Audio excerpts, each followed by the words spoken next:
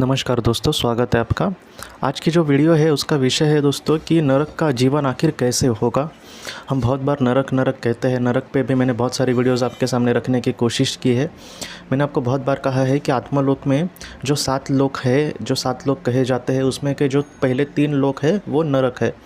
तो उस हर एक लोक में किस तरह से जीवन चलता होगा, उस आत्माओं का वो वहाँ पर क्या करती है, या फिर उनके यहाँ पर वातावरण कैसे होता है, और वो मतलब वहाँ से अगर उनको आगे जाना होगा तो उसको क्या करना होगा, हर एक लोक के बारे में मैंने जब आपको जानकारी रखी थी। अगर आपने नहीं देखी तो मैंने उसकी एक प्लेलिस्ट बनाई है, तो वो भी आप शायद उसमें आपको बहुत ही डिटेल में समझ आ सकता है। लेकिन आज की वीडियो में हम सब सिर्फ बात करने वाले हैं कि नरक का जीवन आखिर कैसे हो सकता है। देखिए दोस्तों, ये वीडियो इसलिए भी महत्वपूर्ण मुझे आज लगती है क्योंकि आजकल हम कुछ चीज़ें ऐसी देखते हैं कि कुछ बड़े बड़े पोजीशन पे कुछ लोग होते हैं, और वो लोग ज़रा भी दूसरों के बारे में या फिर जो आम इंसान होता है उनके बारे में नहीं सोचते। कुछ भी मतलब अन्याय करेंगे या फिर दिखाएंगे कि जैसे हम कुछ बड़ा कर रहे हैं। तो ऐसे लोगों को देखकर बहुत कभी कभी गुस्सा आता है। हमें यही लगता है कि इन लोगों को आखिर कब सज़ा मिलेगी, या फिर ये लोग अपने पोजीशन का या फिर जो भी गद्दी है उनके पास उसका बहुत ही कभी कभी गलत इस्तेमाल करते हैं। तो ऐसे लोगों को कहाँ पर जगह मिलेगी, या फिर ऐसे लोग बाद में कहाँ पर जाएंगे। तो बहुत बार गुस्सा आता है, बहुत बार यही लगता है कि ईश्वर न्याय नहीं देता, बहुत बार हमें यही लगता है कि ये झूठे ही लोगों की शायद दुनिया चल रही है। तो ऐसी चीज़ें बहुत बार हमारे मन में आती है। तो उसका जवाब आज देखने की हम कोशिश करेंगे कि नरक का जीवन आखिर कैसे होता है। इसका मतलब ऐसा है कि जो इंसान पृथ्वी पर आया है, जो इंसान जिसने मतलब बहुत ही ज़्यादा जिसने बुरे कर्म किए हैं, जो बहुत ही बुरा इंसान है, ऐसा जो इंसान होगा वो पृथ्वी से जब जाएगा तब वो कौन सी हालत में वहाँ पर होगा। तो इस तरह से हम जान सकते हैं कि आखिर नरक का जीवन कैसे होगा। नरक में सबसे पहली जो ये बात कही जाती है, पहला हो चाहे दूसरा हो या फिर तीसरा लोक हो, तीसरे लोक के बाद दोस्तों नरक ख़त्म हो जाता है। तीसरे लोक के बाद जो लोक शुरू होता है, चौथा लोक, वो पृथ्वी जैसा ही है, जहाँ पर दिन है रात है। लेकिन नरक में सिर्फ रात है, वहाँ पर दिन नहीं है, मतलब वहाँ पर प्रकाश नहीं है। बाद में अगर छठे, सातवें और पाँचवें, छठे और सातवें, इन 3 लोक की बात की जाए तो वहाँ पर अंधेरा ज़रा भी नहीं है। पहले जो 3 लोक है, जो नरक जिसे हम कह रहे हैं, वहाँ पर सबसे बड़ी चीज़ एक कहा जाती है, और वो चीज़ है कि वहाँ पर समाधान नाम की कोई चीज़ ही नहीं है। मतलब क्या कि वहाँ पर जो भी आत्माएं रहेंगी वो बहुत ही ज़्यादा वहाँ पर पहले लोक की बात छोड़ दो, लेकिन दूसरे और तीसरे लोक में जो आत्माएं होंगी वो सिर्फ़ और सिर्फ वहाँ पर पश्चाताप ही करती होती है। उनका दिन भर दोस्तों, पूरा दिन सिर्फ़ और सिर्फ पश्चाताप में जाता है। मतलब क्या कि उन्होंने पृथ्वी पर आकर बहुत ही बुरा कुछ कर्म किया होता है, इस वजह से ऐसी आत्माओं को पश्चाताप होता है। पहले लोक में भी वही होता है। लेकिन पहले लोक की आत्माओं को पृथ्वी पर जो ऐसे कैदी होते हैं, आपको यहाँ पे देखा होगा कि जो बार बार जेल में जाते रहते हैं, उनको कुछ लाज शर्म नहीं होती, वैसे कुछ कैदी जैसे ये पहला लोक है, वहाँ की जो आत्माएं होती है वो बहुत ही बुरे स्तर पर वहाँ पर होती है। वो मज़े में तो ज़रा भी नहीं होती, लेकिन ऐसे वहाँ पर आत्माएं होती है कि उनको अगर सुधरने के लिए हम मौका देने की कोशिश करें, फिर भी उस मौके का वो फ़ायदा नहीं उठाएंगे, या फिर वो नहीं चाहेंगे कि वो आगे जाए। उसके 2 कारण होते हैं। एक तो इनमें सुधारना होता नहीं, और उनको पता होता है कि अगर उनको सुधारना है तो उनको बहुत बुरे बुरे जन्म लेने पड़ेंगे। लेकिन बहुत सारी ऐसी भी आत्माएं हैं जो पहले लोग से भी आगे जा चुकी है, लेकिन बहुत कम होता है ये। तो इस वजह से जो पहले दूसरे लोक है, मतलब दूसरा और तीसरा, उसमें जो आत्माएं होंगी वो बहुत ही ज़्यादा दोस्तों पश्चाताप करती रहती है कि पृथ्वी पर उन्होंने बहुत कुछ बुरा किया है। एक ऐसा पश्चाताप, एक मैंने आपको कहानी विस्पया ऋतु की जो किताब है उसमें कहानी है, मैंने भी आपके सामने रखने की कोशिश की थी।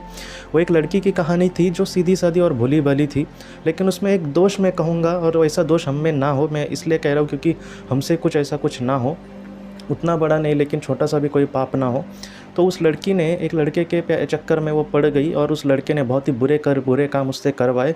आखिर में उस लड़के ने उससे एक खून भी करवाया, एक बूढ़े इंसान का। मतलब क्या है कि ये मतलब बुरे हालत में या फिर बुरे संगत में ये फंस गई थी। तो इस तरह से हमें किसी के संगत में या फिर कोई इंसान अगर हमें कंट्रोल कर रहा है, कंट्रोल करना छोड़ दो, लेकिन अगर वो हमें बुरा कर कुछ काम करने के लिए कह रहा है तो वो हमें कभी भी नहीं सुनना चाहिए। और मैं तो यही कहूँगा कि इंसान को इंसान की तरह जीना चाहिए। खामखा मैं दूसरे को कंट्रोल करूँ, इस तरह से नहीं जीना चाहिए, और दूसरा भी हमें कंट्रोल करे इस तरह से भी हमें मतलब इतना हमें निचले उसके अंडर नहीं रहना चाहिए, वो मैं कहना चाहता हूँ।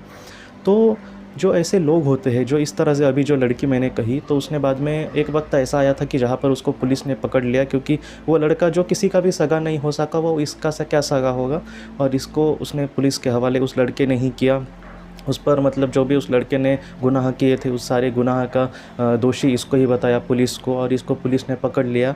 ये तभी पश्चाताप करने लगी, और एक वक्त ऐसा आया जब इस लड़की ने आत्महत्या की। और जब आत्महत्या के बाद दोस्तों ये आत्मलोक में चली गई, तब उसने देखा कि बहुत ही निचले स्तर पर वो थी, पहले दूसरे लोक में थी। और तब उसने दोस्तों वो बहुत ही पश्चाताप कर रही थी, और वो अपनी कहानी उसने विस्पया ऋतु को बयां की थी। और विस्पया ऋतु ने उसको मार्गदर्शन किया और कहा कि तुम्हें अब किस तरह से और किस तरह से जन्म लेने पड़ेंगे। तो ऐसा जो जीवन है होता है नरक का, वो सबसे पहले मैंने कहने की कोशिश की आपको कि समाधान वहाँ पर नहीं होता।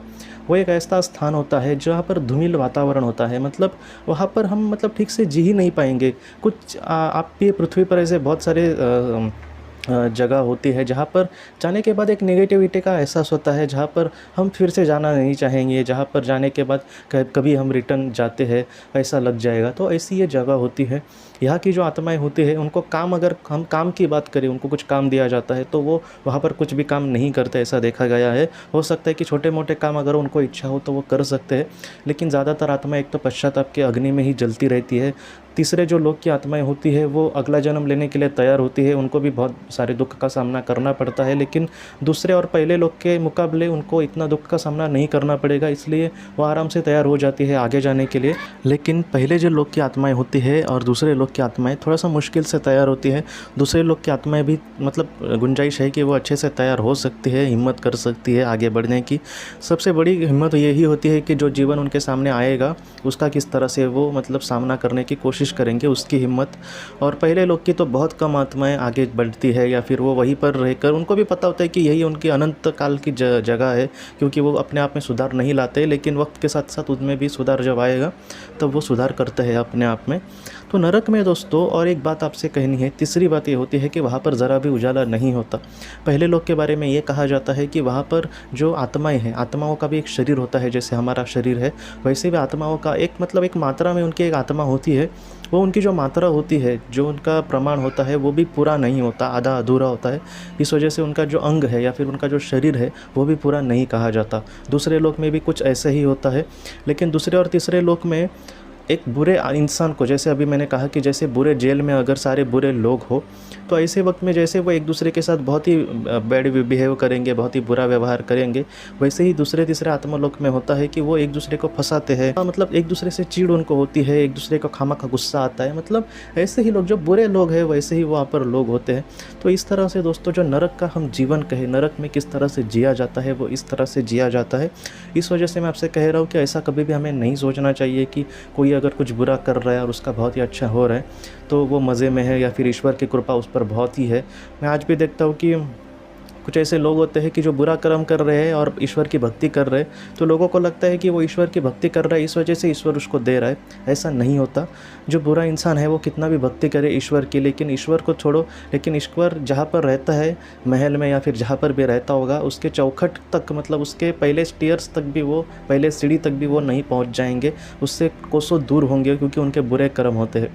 इसलिए दोस्तों मैं आपको कहता हूँ कि जो बुरा कर्म करता है उसका बुरा ही होना है, लेकिन जितना हो सके हमें अच्छा कर्म करना चाहिए।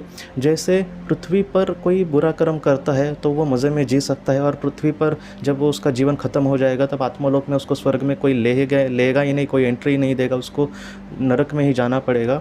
वैसे ही ये भी सच है कि पृथ्वी पर अगर कोई अच्छा कर्म करता है और उसकी हो सकती है कि थोड़ी बुरी ज़िंदगी हो सकती है कि बदतर भी ज़िंदगी हो, लेकिन ऐसा इंसान अपने हिसाब से जब पृथ्वी का जो भी उसका जीवन होगा उसको जब ख़त्म करेगा, तब जब वो स्वर्ग में जाएगा तब उसको दोस्तों बहुत ही सुंदर जगह पर रखा जाएगा। बहुत ही गुंजाइश है कि उसके जो अपने लोग हैं उसको लेने के लिए आए, बहुत ही ज़्यादा गुंजाइश है कि उसको बहुत ही आराम वहाँ पर करने दिया जाए, बहुत ही ज़्यादा गुंजाइश है कि वहाँ पर वो खुशी से अपनी ज़िंदगी अपने लोगों के साथ बिताए, उनके साथ हंसी मजाक करे, उनके साथ बहुत सारी ढेरों सारी बातें करे, उनके साथ खेले कूदे, उनके साथ बहुत ज़्यादा घूमे।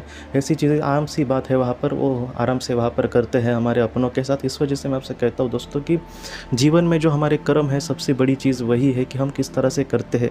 मैं अगर कोई अच्छा कर्म करता हूँ फिर भी मतलब मेरे मन में उसको लेकर निस्वार्थ भाव, इसको महत्व है, नहीं तो मतलब बहुत बड़ा स्वार्थ मन में लेकर भी अच्छे काम करने वाले लोग हैं, ऐसे अच्छे काम को भी ज़रा भी कीमत नहीं नहीं दी जाती। इस वजह से जितना हो सके निस्वार्थ तरीके से हम दूसरों की मदद करें, निस्वार्थ तरीके से एक अच्छी ज़िंदगी जीने की कोशिश करें। हमारे संपर्क में जो भी लोग आते हैं उनको ज़्यादा से ज़्यादा खुशी देने की कोशिश करें। तो इस तरह से जो ज़िंदगी जिएगा उसको पुण्य के पीछे नहीं भागना पड़ेगा। अपने आप उसके जीवन में पुण्य मिलता जाएगा और उसका भी आत्मा का स्तर आराम से बढ़ सकता है। तो इस तरह से जो जीता है दोस्तों, असल में ज़िंदगी वही जीता है। आज के इस भाग को लेकर अगर आपके कोई भी सवाल हो तो आप ज़रूर पूछें, जितना हो सके मैं उसका आपको जवाब देने की कोशिश करूँगा। हम अपनी अगली वीडियो में मिलते हैं। आप अपने परिवार का ख्याल रखना। आपका बहुत बहुत धन्यवाद। ज़िंदगी की रोशनी ये संस्था ऐसे लोगों के लिए काम करती है जिन्होंने किसी अपने को खोया है या फिर जो लोग अपनी ज़िंदगी में बहुत ही ज़्यादा दुखी है। जो लोग इस संस्था से जुड़ते हैं उनको तकरीबन 50 किताबें भेजी जाएगी उनके व्हाट्सएप पर या फिर ईमेल पर। ये किताबें आत्मलोक या फिर मौत के बाद हमारे साथ क्या होता है, इन सारी चीज़ों की आपको पूरी तरह से जानकारी देगी। और इसके साथ साथ आपको एक पास्ट लाइफ रिग्रेशन थेरेपी की ऑडियो भी भेजी जाएगी। इस ऑडियो की मदद से आप घर बैठे अपनी पास्ट लाइफ रिग्रेशन करने की कोशिश कर सकते हो। बहुत लोग पास्ट लाइफ रिग्रेशन थेरेपिस्ट के पास किसी कारण के वश नहीं जा सकते, तो ऐसे लोगों के लिए मदद के लिए ये ऑडियो तैयार की गई है। तो आप ज़रूर इस संस्था से जुड़े। इस संस्था से जुड़ने के लिए सामने जो व्हाट्सएप का नंबर दिया है आप कृपया उस पर संपर्क करें। आपका बहुत बहुत शुक्रिया।